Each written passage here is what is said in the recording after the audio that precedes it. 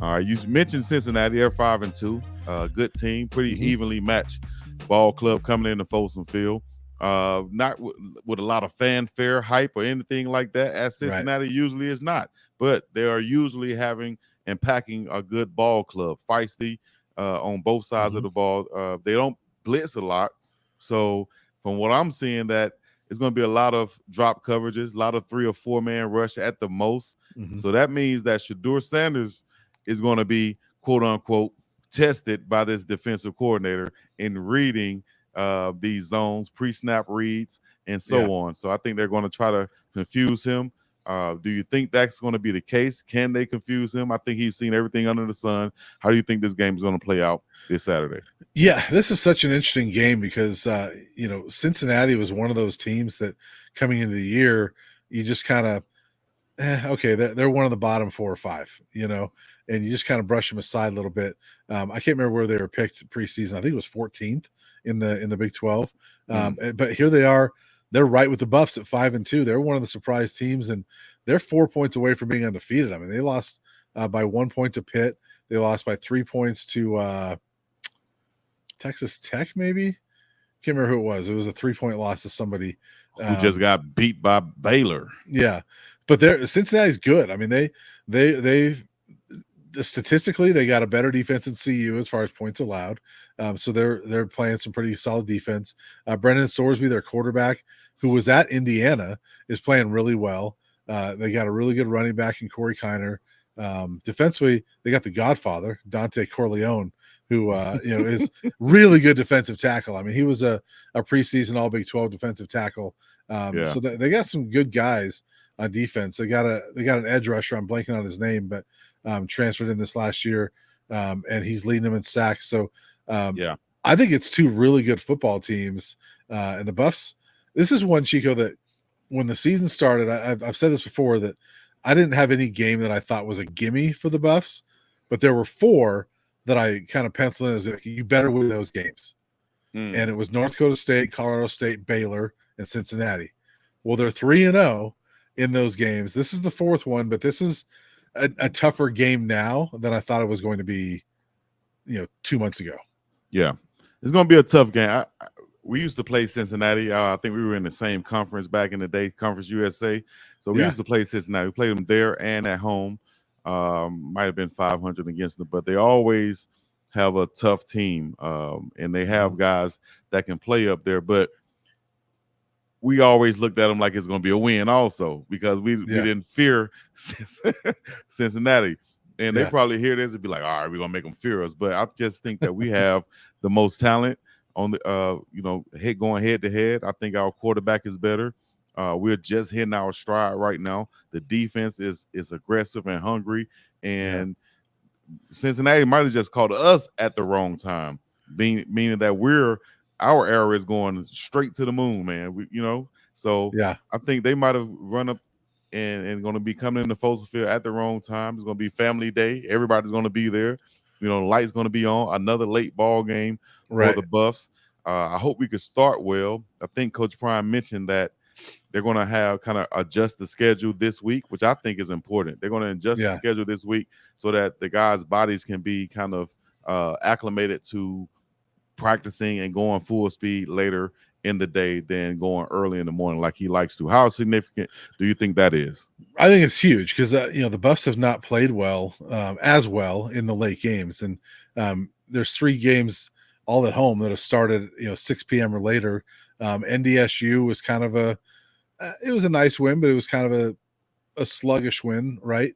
And then you had Baylor, which they got down 14 points and had to rally. And let's be honest, it was kind of a miracle if they pulled that one out.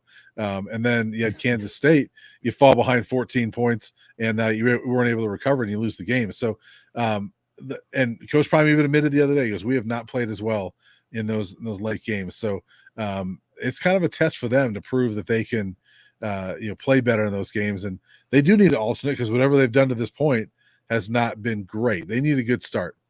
Yeah, I think doing that is going to be major because I know Coach Prime is an earlier morning guy, so he wants to get everything done, but probably about 12 o'clock they're done and out of there. With a lot of things, but now I I think just adjusting this, maybe we'll go do meetings earlier and then we'll practice later, Mhm. or we'll go long, something like that, just so that your body can be, used to it. It's kind of like flying, and you're going all these hours back in time or forward, Yeah. and you get jet lagged. I Yeah. think that's what you can do if you're playing, and if you're used to playing in the mornings, but now you're having to kind of wait throughout the whole day and Yeah. then hype yourself up to go at nighttime. It's a different beast. It is, but it's hard to simulate it too because you can't change too much because the practice schedule is kind of geared around guys' class schedules too. Right, right. Yep. Guys have set classes in the afternoon because they don't have practice, and so being out there the last 2 days, I mean, they practice in the morning like normal, so they were done by 11 o'clock with practice each of the last 2 days. So I think it's more of they're going to have to adjust maybe. Maybe a Friday walkthrough is in the evening as opposed to in the morning. I imagine their Saturday schedule is going to be a little bit different, but yeah, Oh, there's yeah. only so much you can do during the week because you got to work around classes too. Right. That's a very great fact that you put in right there. I'm reading this right here. Shout out to everybody. If you guys can listen in on the Bleacher Report app, that's good. You can join in right now live and leave a comment. Also, we will have this on YouTube. You can find it on YouTube. Some of the clips on YouTube from this and on social media.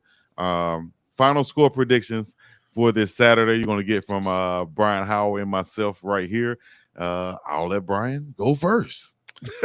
Man, I haven't settled on one yet. I'm going to settle on it as we're talking here, but I do think this is going to be a really good football game, and um, I can't get out of my mind the fact that the Buffs have not played their best games in these night games, but I love the fact that they're home. They're playing good football, but so is Cincinnati. I think it's going to be a lot like what we've seen the previous two Big 12 games in Boulder. They're going to come down to the wire, I think. But I like the Buffs in this one. Cincinnati's got a good defense. I don't think the Buffs are going to, rack up a ton of points. I'm going to go Colorado 30, Cincinnati 24.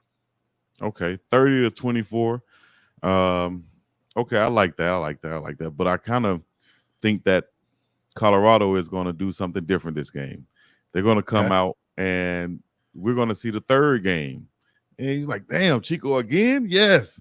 Because once you get hit that stride, I think, now they have that confidence. Now everybody has bought in to all of what the coaches have been saying. Now they believe. Yeah. Now they understand. The coaches are I think, more comfortable. I think Coach Prime mentioned something in the presser that I said weeks before about the camaraderie on this coaching staff.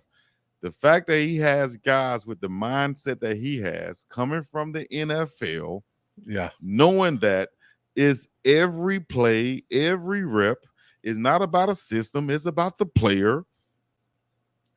He has the same mentality that they have on that sideline, and they can talk and communicate with each other. It's like they're from the Yeah. same village, they're from the same tribe, Right. and we can communicate without having to say certain things. I can speak to you. I saw a picture with Coach Prime speaking to Warren Sapp, and Sapp looked like, in the picture, it looked like Sapp was yelling.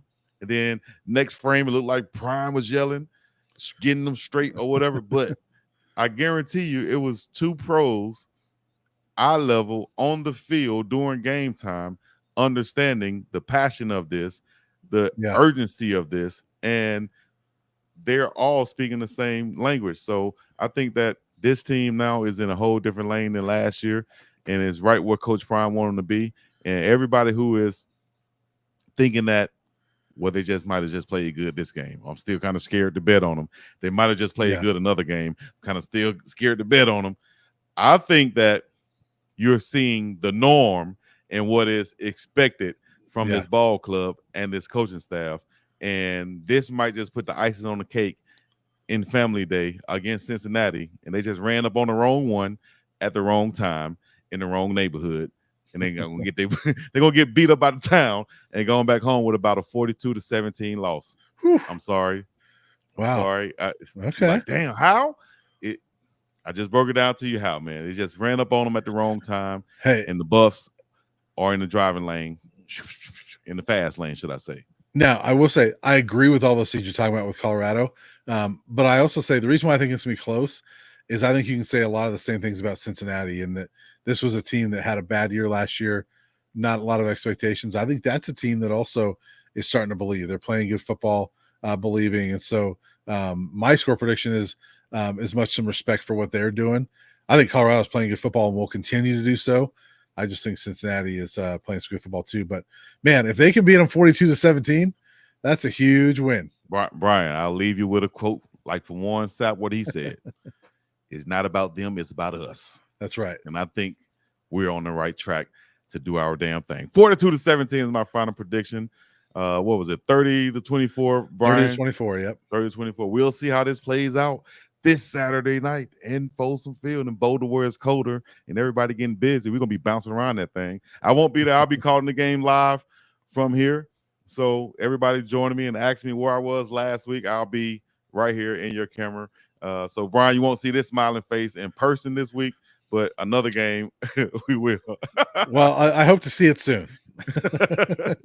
All right. We appreciate you. All right. So, thank for everybody for watching, man. Y'all know what to do. Hit the like, subscribe, and comment.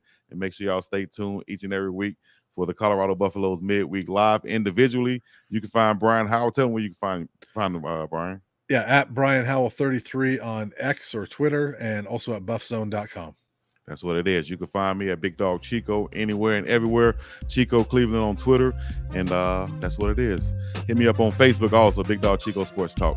And the Bleacher Report app, y'all make sure y'all download that today. Not yesterday, but right now. And follow us online.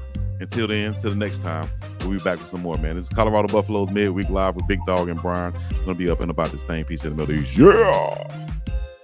School Buffs.